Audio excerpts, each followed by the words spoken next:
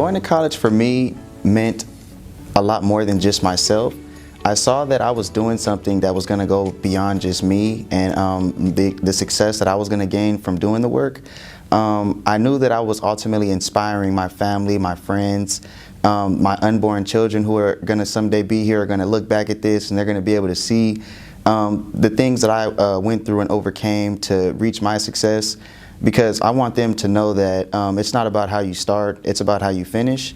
And no matter what you go through in life, you know, if you make an effort and you're always putting your best foot forward, there are people and resources out there that will help you reach your destination. So I really just wanted to make sure that I embody that instead of just speaking about it, because a lot of the people around me, I understand, who come from disadvantaged areas, they have to see an example of something versus them just knowing that it's possible. So I feel like me growing up in that kind of environment, I knew that it had to go beyond just me saying what could be done and me actually taking it upon myself to be that example for others to see. So that was really like the main driving force for me, just to show people that it can be done. As a first-generation student, many people told me that it's not possible to graduate. You know, look at all your family members that tried to go and they didn't do it, and you know, what makes you think you're so special or you're so good? So it was all those thoughts that I heard early on that were really like driving me through this journey to make sure that I finished, just so that I can show the next generation that no matter how you start, you can get to anywhere you want to get to.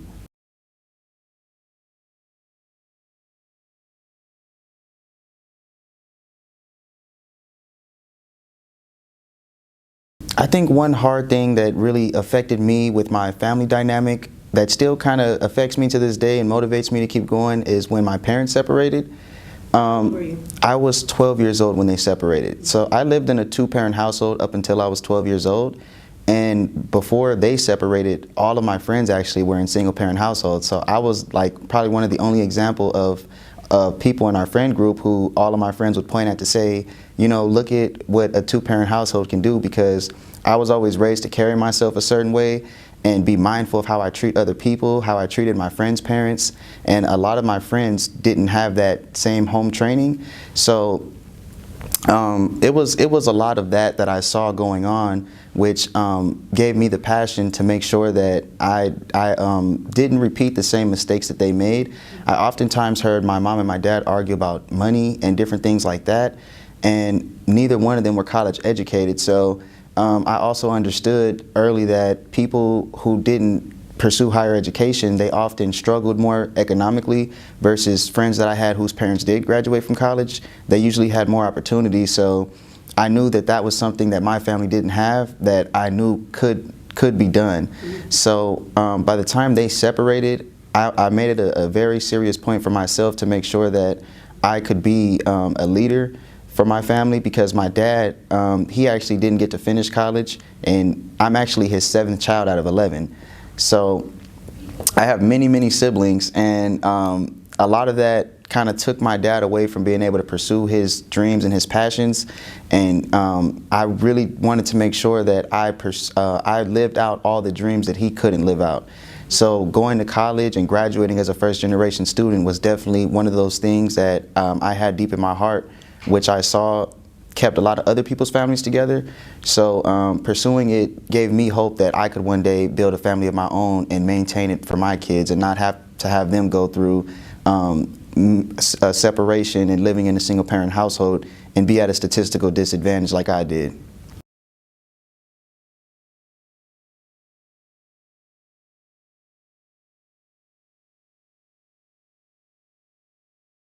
Oh, I have started applying for scholarships my junior year of my undergrad studies, and from then till now I can honestly say that I probably applied for a good 20 a semester. So I would say that brings me up to about 80 to 100 altogether. And now out of that 100, I probably only received like 8 of them, 10 of them. And I know a lot of people in my same situation who is doing these kinds of things and not receiving them will get discouraged. And that's where my faith has really been a very important thing to me, because I understand that it's not about what you currently are going through.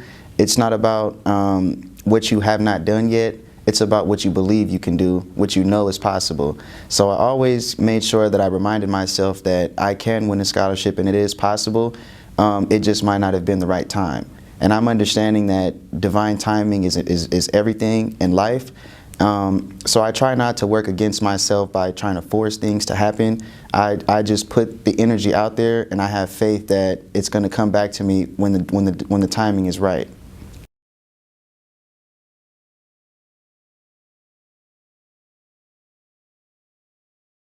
Oh yeah, and that's another thing that I used to struggle with early in my college journey.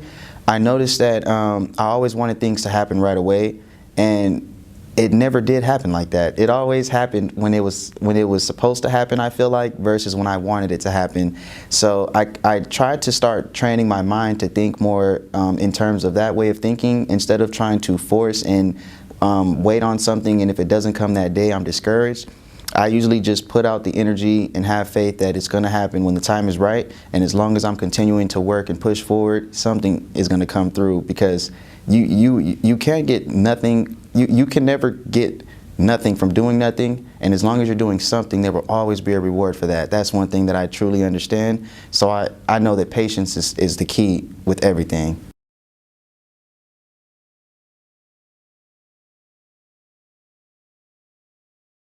Oh, so many people, so many people. But I would have to say that my parents they've definitely made so many sacrifices for me to be here today.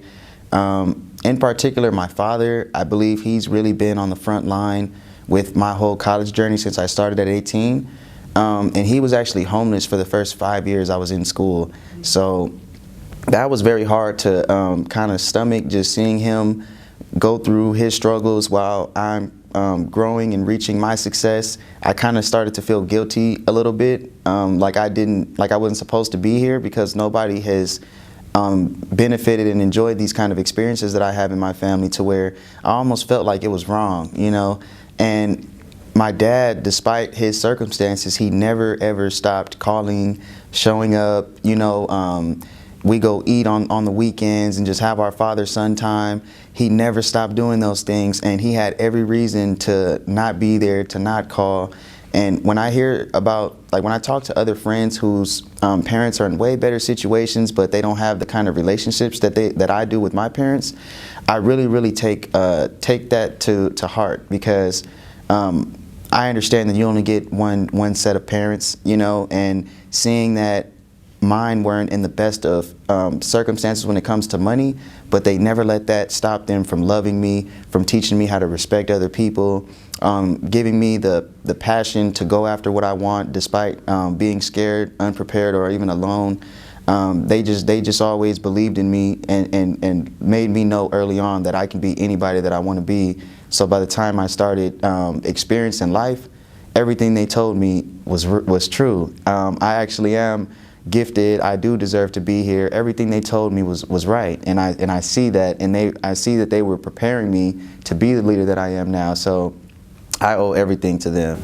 Shout out to you guys, Mom and Dad. You guys did a great job, and I hope that I make you guys proud. I'm gonna keep growing and becoming an example for the next generation, to show the world what you guys did, because I'm a result of you guys' sacrifices. So thank you guys. I love you.